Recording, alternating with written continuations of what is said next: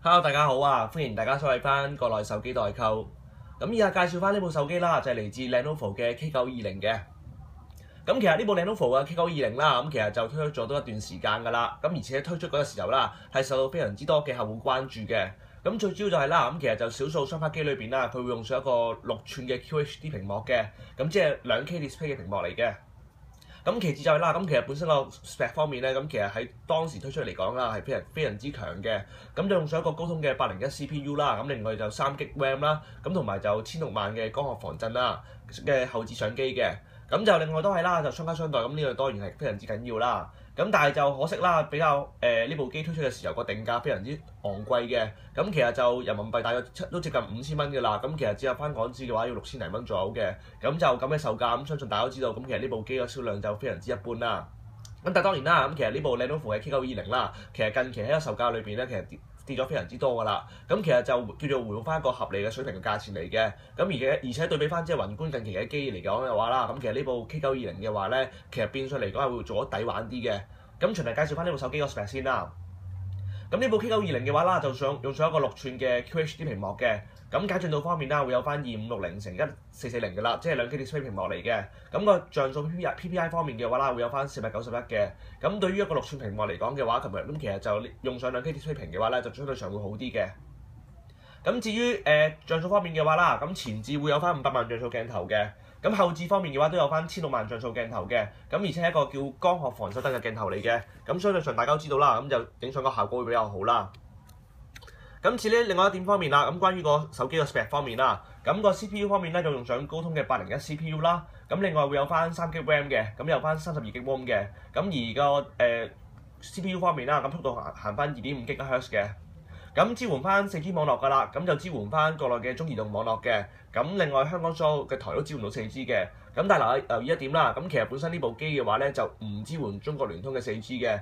咁但係可以放心啦，咁經我哋呢邊國內手機代購買嘅客戶啦，咁我哋稍後同大家講翻嘅，我哋可以幫大家安裝翻即係改一改個部機嘅。咁其實本身部機係支援呢個制式嘅。咁至於電池容量方面嘅話啦，會有翻4000嘅電池容量嘅。咁就個機身方面咧都係金屬機身嚟㗎啦，咁而且個都比較纖薄嘅。咁個屏幕個邊框方面咧只有1.5mm 嘅窄邊框嘅啫。咁另外就個機身個厚度方面啦，咁只係維持7.7嘅毫米嘅。咁就其實大家可以見到啦，咁其實成部機裏邊咧有83.5% 嘅話啦，係個屏幕會佔咗嘅。咁其實就相對上多餘位置又唔多嘅。咁 Android 方面咧就用翻 Android 嘅4.4.2嘅，咁用翻佢哋自己 Lenovo 嘅 UI 啦。咁部機亦都會有 NFC 之類嘅啦。咁但係留意翻啦，咁本身部機嘅話就唔支援換電同埋唔支援外置記憶卡嘅，係啦。咁講翻呢部 Lenovo 嘅 K920先啦，咁其實大家可以見到其實個外觀方面咧，其實似翻第一代嘅 K98嘅。咁其實就初出 K98嘅時候啦，咁其實就非常之受客戶歡迎嘅。咁最主要就係啦，佢用上一個 Intel 嘅 CPU 加上一個金屬嘅機身嚟嘅。咁其實整體上都非常之吸引嘅。咁睇翻呢部 K920先啦，咁其實大家可以見到啦，咁其實都同翻 K98係相似嘅。咁右邊嘅話啦，會有翻個 Power 鍵啦，咁另外就 SIM 1同 SIM 2嘅。咁機頂上面嘅話啦，會有翻個耳機頭啦。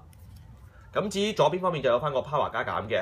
咁後置啦，咁有翻個1600萬像素鏡頭嘅。咁有金屬機身啦，咁其實就個外觀都比較靚仔嘅。咁同埋手感方面嘅話啦，咁其實雖然呢度用上6寸嘅屏幕啦，咁但係由於個邊框都比較窄嘅關係咧，咁其實本身就個手感都非常之好嘅。咁啱啱講過啦，咁其實本身呢部機嘅話啦，喺國內就淨係支援翻中移動嘅4G、3G、2G 嘅啫，咁就唔支援中國聯通嘅。咁但係就留意翻啦，咁其實本身呢部機嘅話咧，其實喺個硬件上係支援中國聯通嘅，咁只係廠方做一個隱藏咗佢嘅啫。咁我哋經我哋呢邊購買嘅客戶啦，咁我哋可以大家解決翻嘅。咁變相嚟講嘅話啦，咁喺國內嘅話就可以支援翻中國移動啦同埋中國聯通嘅4G、3G 嘅。咁另外一點就係啦，咁其實本身嘅話啦，咁其實佢會有 SIM 1同 SIM 2嘅。咁 SIM 1嘅話先支援到 4G 嘅啫。咁同樣情況啦，咁其實因為 SIM 2嘅話啦，其實本身都係同樣支援 4G 嘅。咁但係都係啦，由於廠方面啦，咁其實本身就冇開放嘅。咁今次經我哋呢邊購買嘅客戶啦，變相嚟講可以做到 SIM 1同 SIM 2嘅話都可以支援到 4G 嘅。咁講翻呢部機先啦，咁其實大家可以見到啦，咁其實就用翻 Android 嘅442嘅。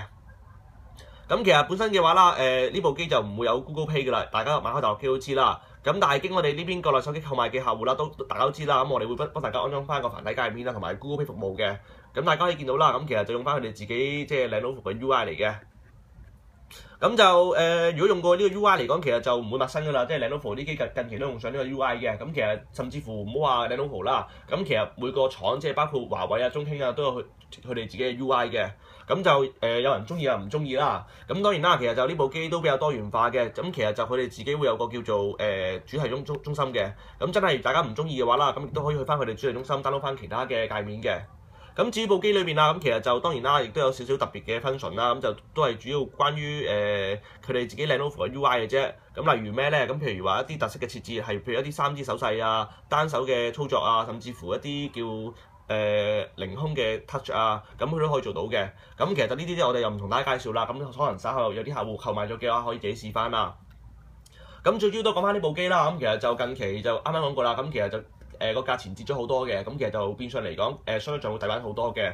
咁其實佢哋即係國內3間大廠方面啦，咁包括華為啊、聯想啊、中興啊，都有一部嘅旗艦機。咁包括華為嘅 Mate 7啦，咁另外就 Lenovo 有呢部 K920啦。咁其次就係Nubia 嘅即係中興啦，咁有部277嘅。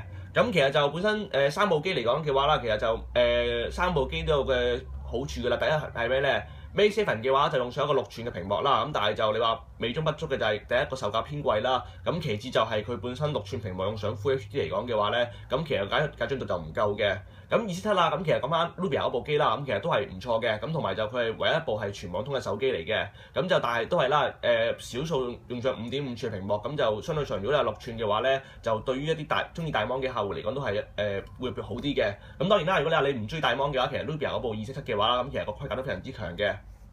咁至於講翻呢部Lenovo K920啦，咁其實啱啱講過啦，咁其實本身佢哋售價就都偏貴嘅，咁但係近期嘅話啦，咁其實喺3部機入邊咧係最低一部嚟嘅，跌到唔需要4000蚊，咁而且嚟講嘅話啦，根據睇翻個 spec 嘅話啦，咁其實呢部機亦都係最抵玩嘅一部嚟嘅，咁其實本身呢部機就唔算抵玩，即係叫做唔算抵玩點解咧？就係佢要6000幾蚊嘅價錢就一定係唔抵啦，咁但係跌到你呢個價錢咁對比翻即係277啊同埋 Mate 7嘅話啦，咁其實非常之抵玩嘅，咁最重要一樣嘢啦，咁其實本身部機嘅話咧，咁其實就啱啱講過啦。咁其實就睇翻兩部機嘅話，其實即係之前 Mate 7啊或者277嘅話啦，佢都係兩個卡槽支援到 4G 嘅。咁但係原本呢部 Lenovo K920嘅話，如果係唔得嘅話啦，就變相嚟講係冇咁抵玩嘅。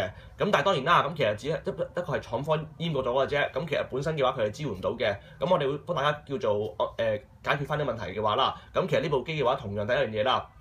兩個卡槽嘅話都支援翻中廣 4G 嘅，咁就啱啱講過啦，中國移動啊、聯通佢都支援到㗎啦，咁變相嚟講呢部機係會即係相對上會更加好嘅。咁其實就至於成部機裏邊嘅 UI 方面啦，咁其實就都係其實同翻即係 Android 差唔多嘅啫，咁就只不過佢哋自己 Lenovo 有少少修改嘅啫。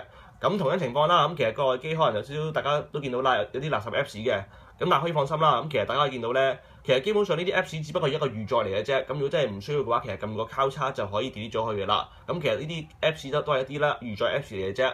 咁就 Pasteboard 係啦，我哋會幫大家安裝翻嘅。咁其實就近期呢部 K920嘅話都非常之易賣㗎啦，因為就啱啱講過啦。咁其實睇翻咁多部機裏邊，佢係最抵玩一部嚟嘅。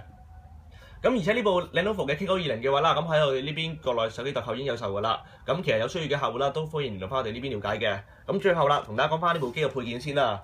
咁其實就都係跟翻最 normal 最基本嘅嘢啦。咁跟啲配件方面就第一啦，有集說明書啦。咁另外就耳機、數據線、火牛嘅，咁就冇其他特別嘅配件㗎啦。